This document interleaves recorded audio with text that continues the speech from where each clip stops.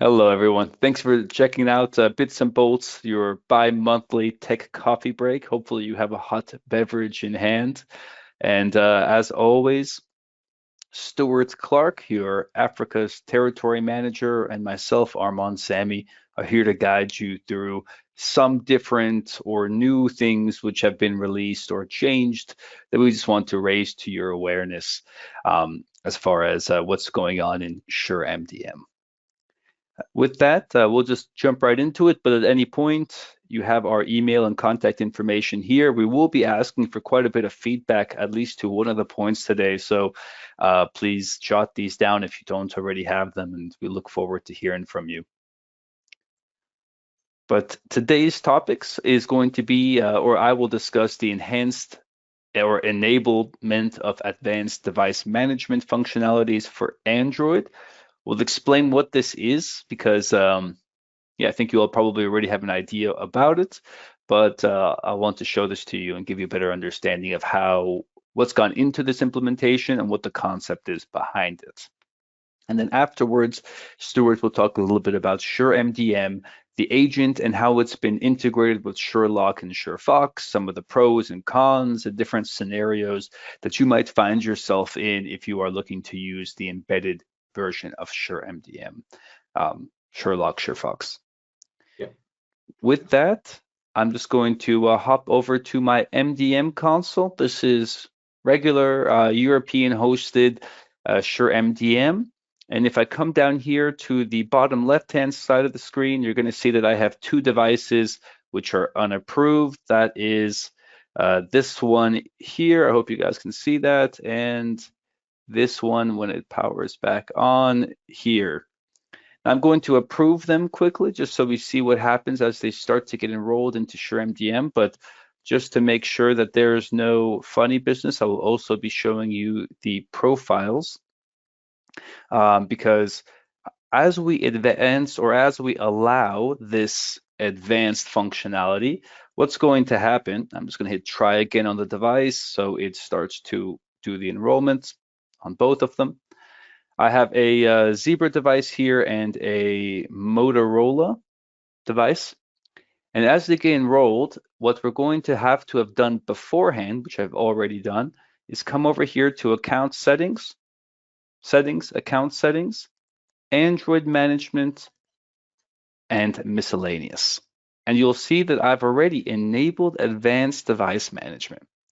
This is not turned on by default, as far as I'm aware. And you will have to come into the settings for each and every SureMDM account that you have and enable this if you do wish to take advantage of this feature.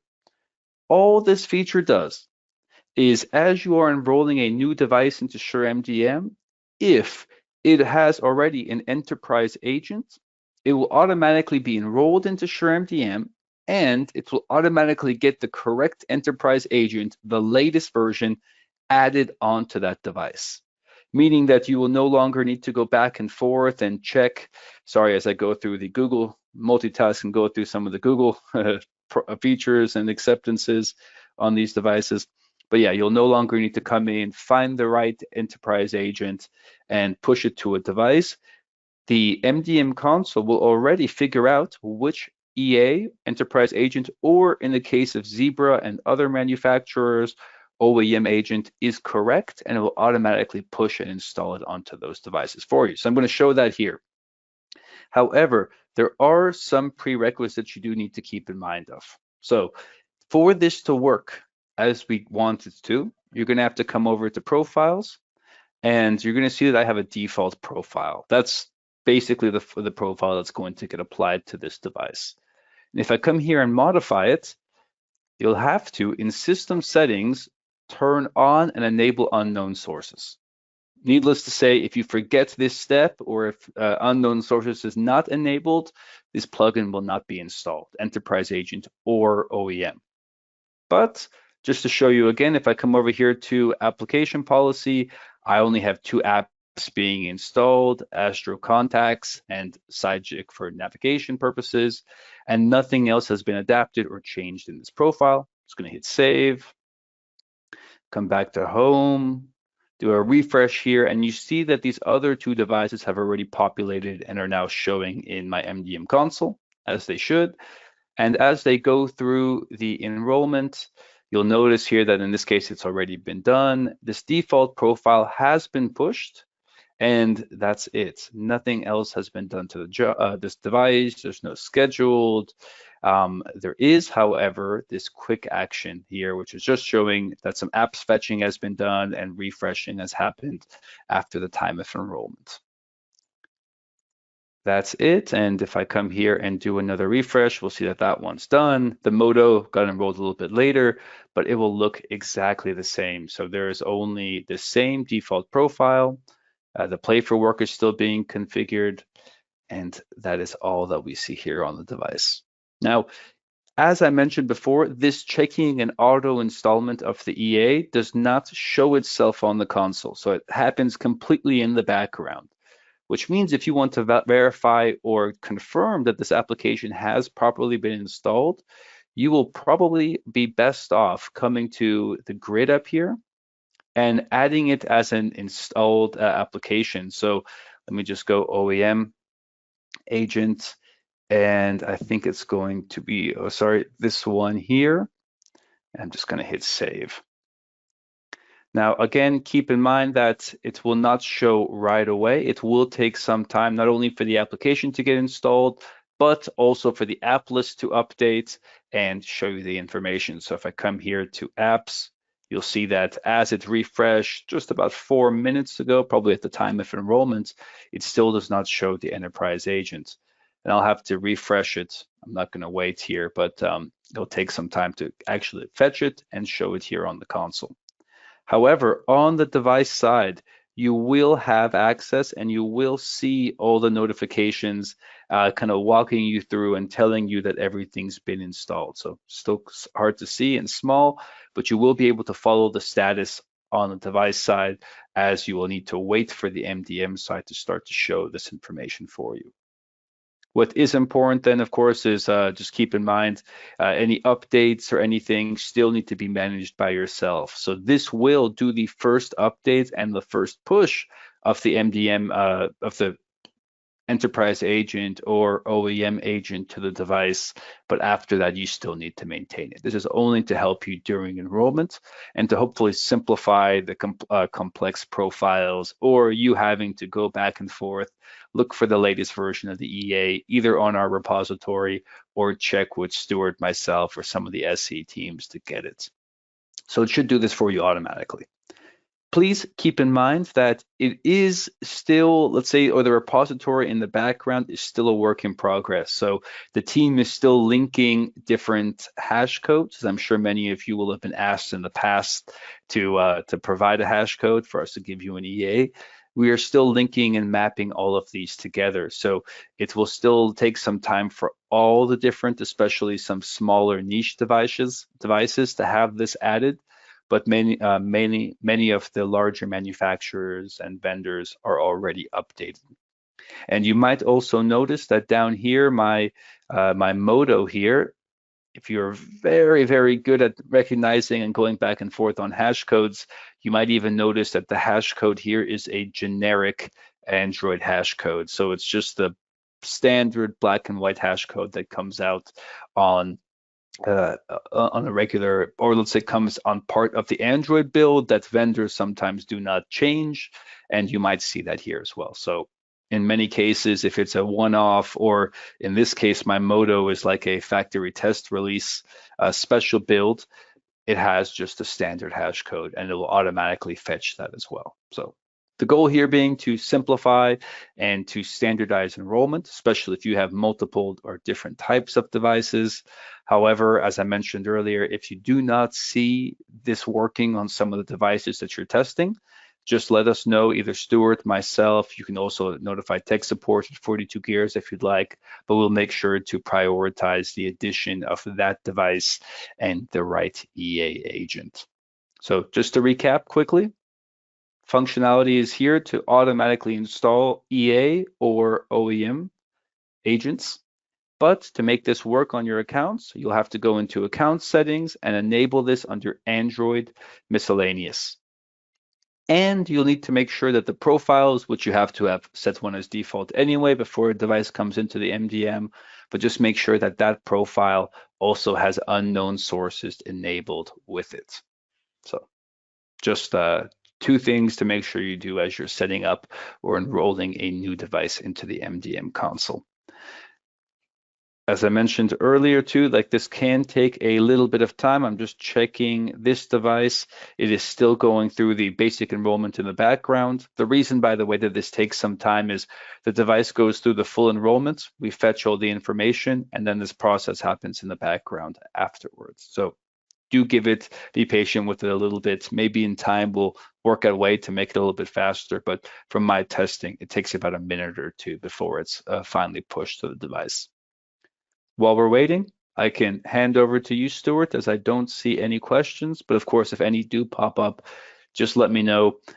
Interesting new feature, especially if you have a customer or let's say MSP or somebody who is looking to test new devices. This is a feature which I recommend they turn on because the plugin might automatically get installed and might reduce the amount of effort or work that they need to put in before recognizing, oh, something is not working, like remote support, and coming back to you for a ticket or feature. So especially if you're making the hub for them, it might make sense for you to come in and tweak a few of these things in preparation for their testing. But with that, Stuart, I'll hand over to you. For sure. Let me grab the screen quickly.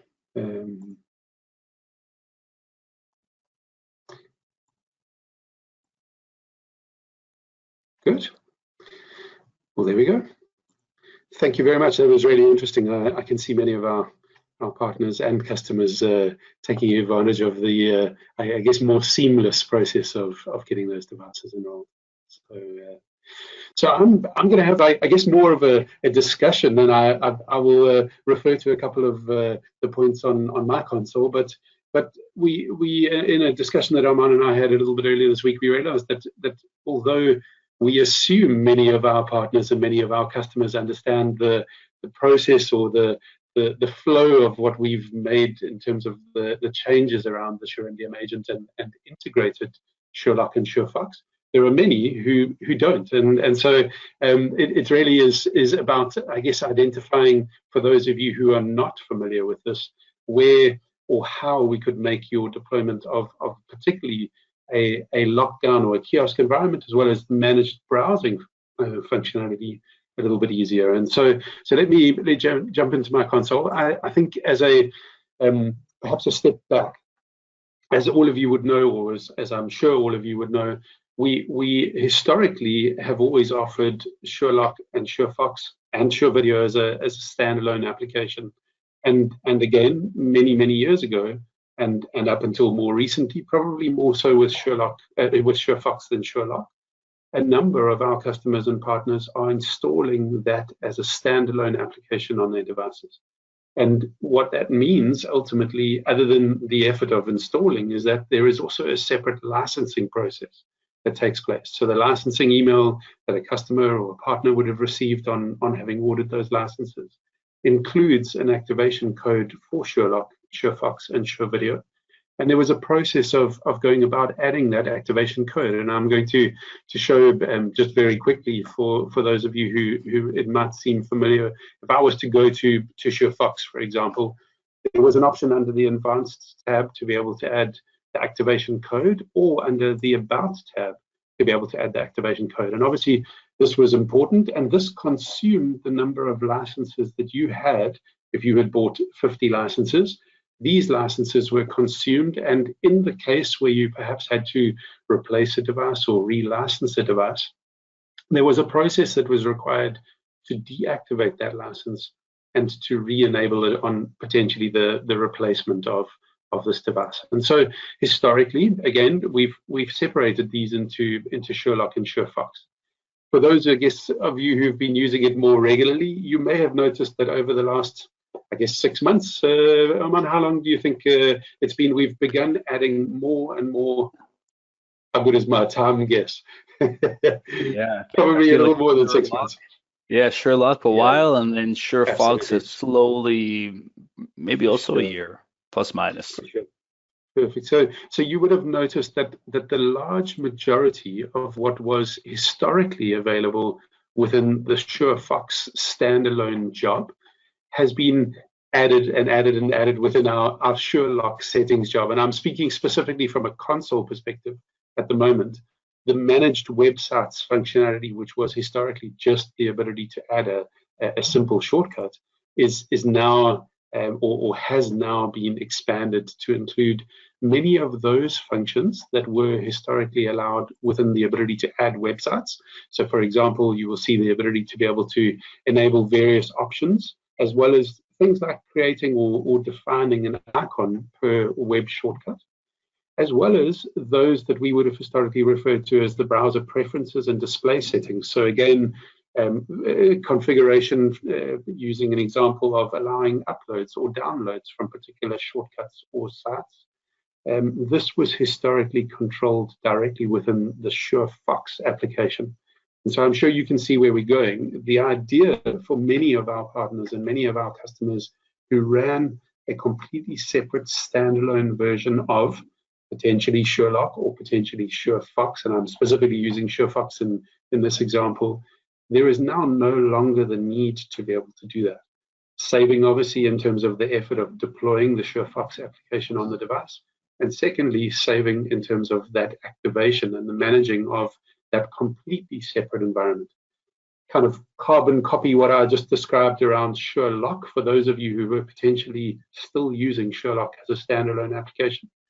Again, no requirements to be able to add an activation code, and the benefit of being able to simplify what was displayed ultimately on the customer's device, what the customer or the user's experience now represents both applications, let's call those SureLock, and web shortcuts, call those SureFox, within the same experience or the same desktop that is ultimately available for the user on the devices. And so really the simplification of where we're going, I believe is going to be of benefit to all of us that are using these various applications in order to be able to control that user's experience.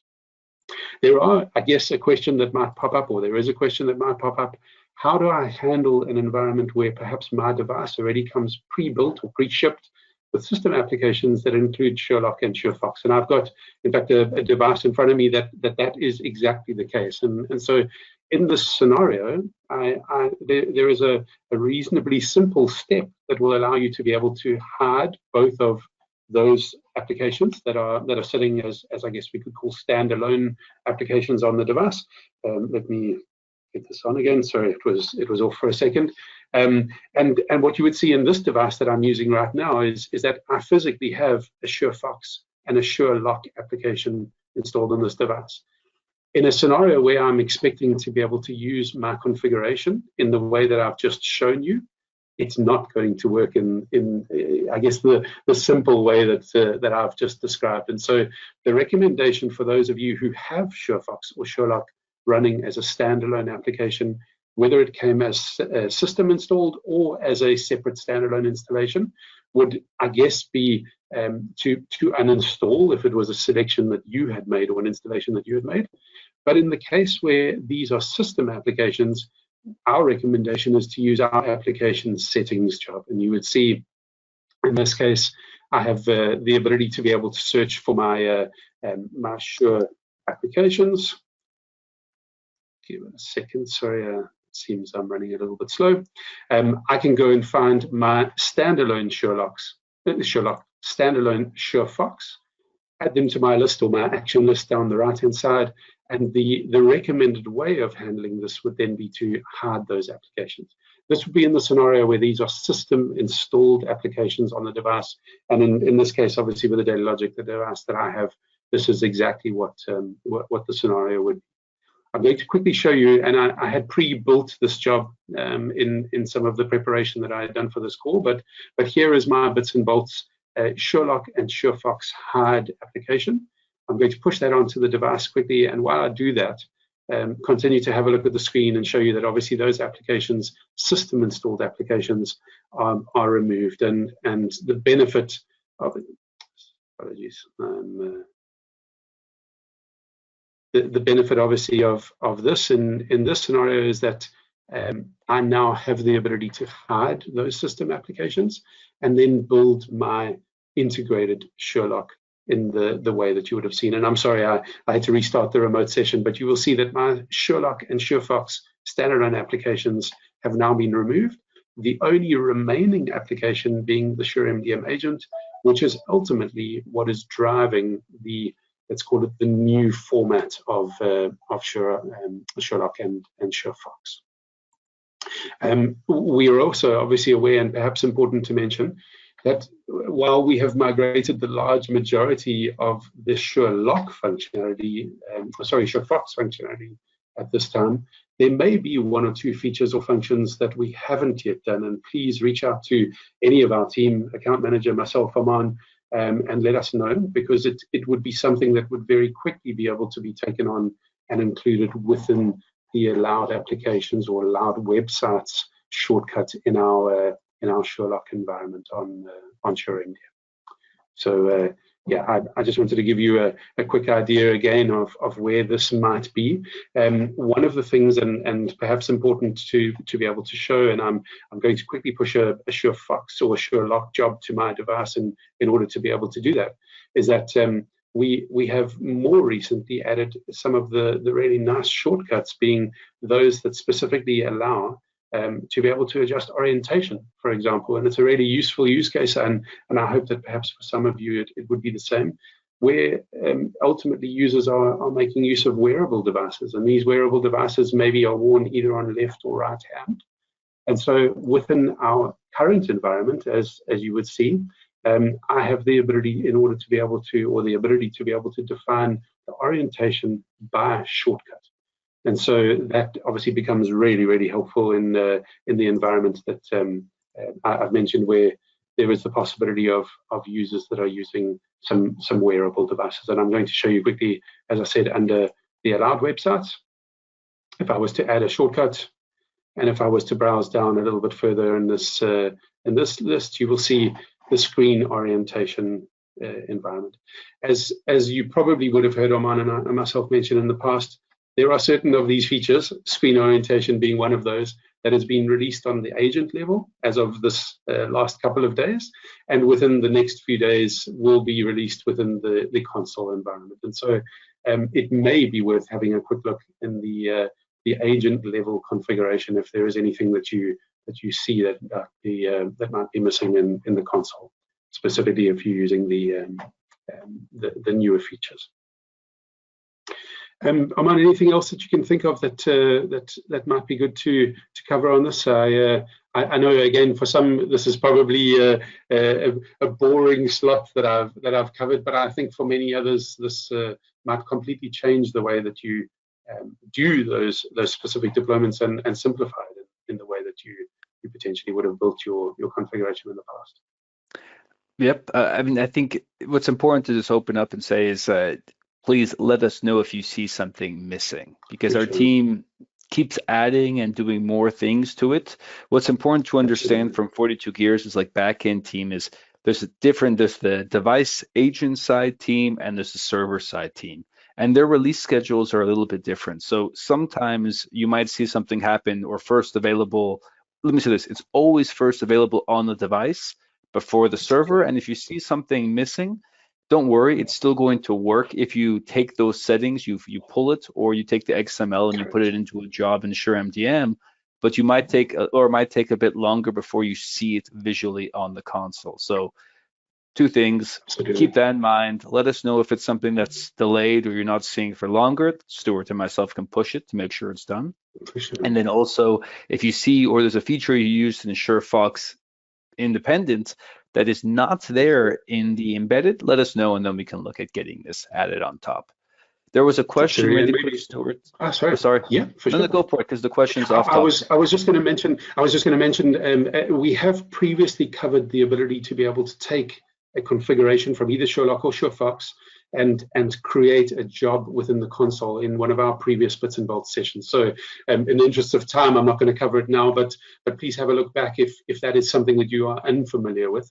It's a really simple step, and that would allow you to be able to do, as Armaan said, anything device specific or agent specific, and then make use of that as a job to push to all other devices on your console. Mm-hmm. Exactly. I think that's also a knowledge base document as well, so you can look that up at the knowledge base at 42gears or .42gears.com. Or backwards 42gears.com/knowledge base. I think that's probably going to be more accurate. We have a few questions now. So first question is not to do with this topic that we've discussed, but it's one that's been coming up more and more. And Stuart, it's funny because Gabby and we had a little chat about this just a couple of days ago, but it's about do we still recommend to use Google Play EMM APIs? This is the one where you must bind your own Gmail account. So if you go through a few different steps, you have to have a brand new Gmail account that you use to bind, or a G Suite that you bind. It's an additional step. And then it changes some of the ways that it's been used, like how the profiles, you'll notice that there's some difference in profiles. The alternative, which is the newer, let's say, improved method and mechanism, is to use Android managed APIs. In fact, when you log into an account for the first time, you'll even see that as you are enrolling your first Android devices, it'll give you the option in the drop down to pick Android managed APIs or Android EMM, Google Play EMM APIs.